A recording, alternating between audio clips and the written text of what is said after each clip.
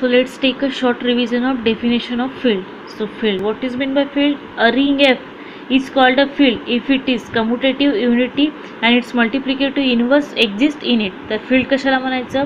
जो F plus मध्ये abelian group असेल, F अंडर मल्टिप्लिकेशन मध्ये सुद्धा अबिलियन ग्रुप असेल आणि राईट डिस्ट्रीब्युटिव्ह लॉ आणि लेफ्ट डिस्ट्रीब्युटिव्ह लॉ जर सॅटिस्फाय करत असेल तर त्या रिंगला आपण काय म्हणणार? फील्ड म्हणणार.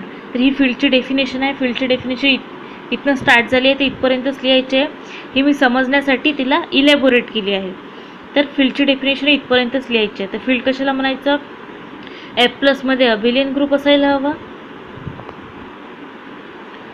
अँड F अंडर मल्टिप्लिकेशन मध्ये सुद्धा अबिलियन ग्रुप असायला हवा आणि लेफ्ट डिस्ट्रीब्युटिव्ह लॉ आणि राईट डिस्ट्रीब्युटिव्ह लॉ असेल तर काय म्हणणार आपण? त्या रिंगला काय म्हणणार आपण? फील्ड म्हणणार.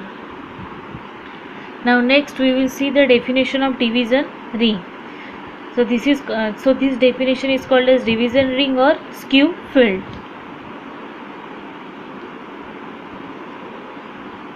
Or skew field. So division ring, that definition has been asked in a winter 18 for 1.5 mark. The division ring कशाला म्हणायचं? A ring R is called a division ring or a skew field if it is ring with unity and each of its non-zero element has a multiplicative inverse. तर division ring किंवा skew field कशाला म्हणायचं?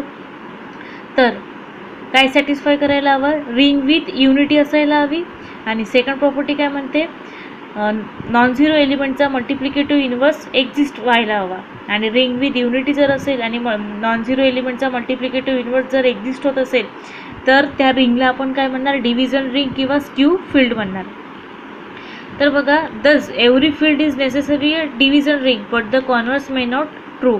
तर जे field असते ती division ring बनू शकते but converse may not true म्हणते.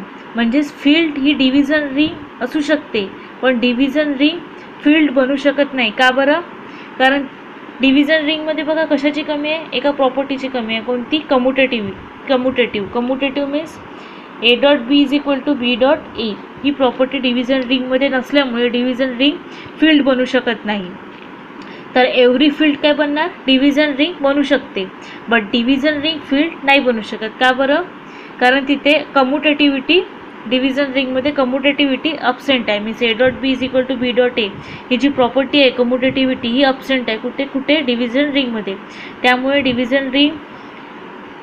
डिव्हिजन रिंग फील्ड बनणार नाही. तर एव्हरी फील्ड काय असते? Division ring but division ring is not a field. So if a division ring is a commutative then it is also a field. जर by chance division ring जर field झाली means A dot B is equal to B dot ए ही जी property आहे commutativity ही जर satisfy केली division रिंगनी तर आपण डिव्हिजन रिंगला काय म्हणणार? Field. So every field is necessary a division ring but the converse may not true.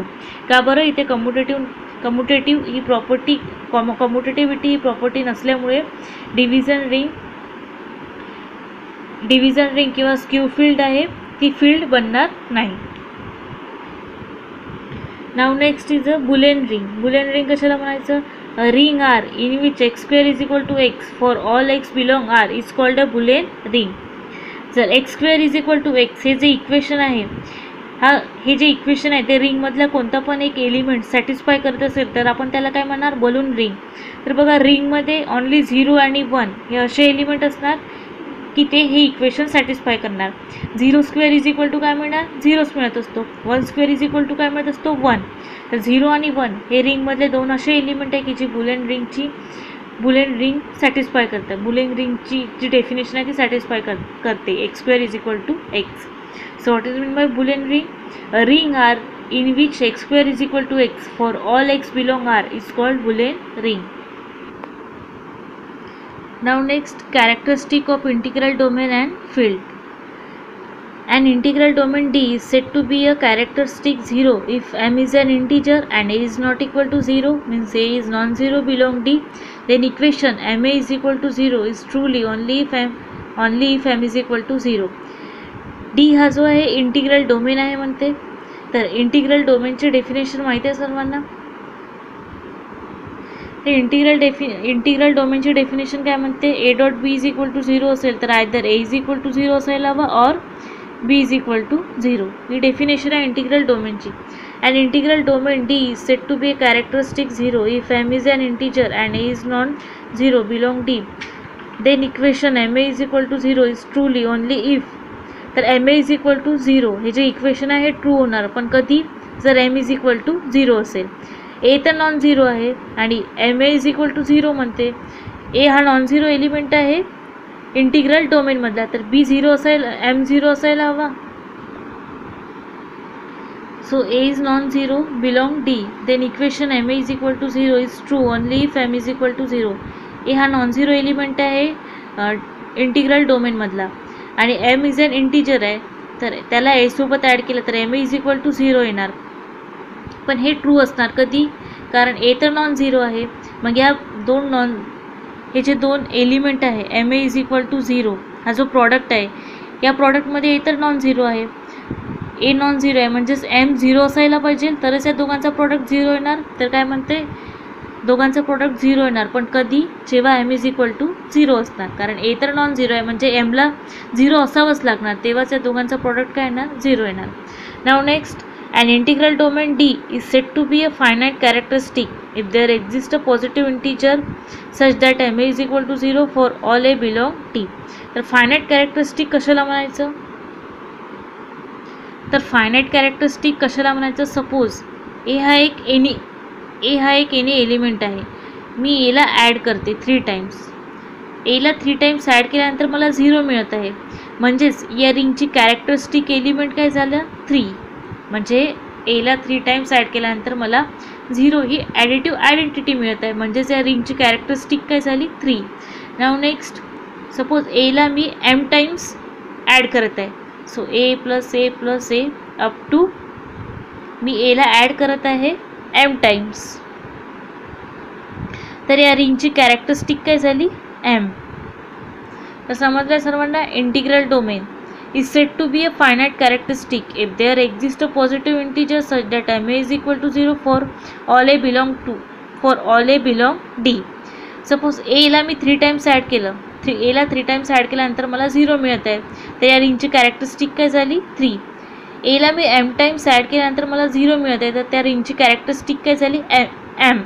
Suppose एला 3 टाइम्स ॲड केल्यानंतर मला 0 मिळत आहे, तर रिंगची कॅरेक्टरिस्टिक काय झाली? 3. आणि 3 काय आहे? हा फायनाईट नंबर. तर फायनाईट कॅरेक्टरिस्टिक कशाला म्हणायचं?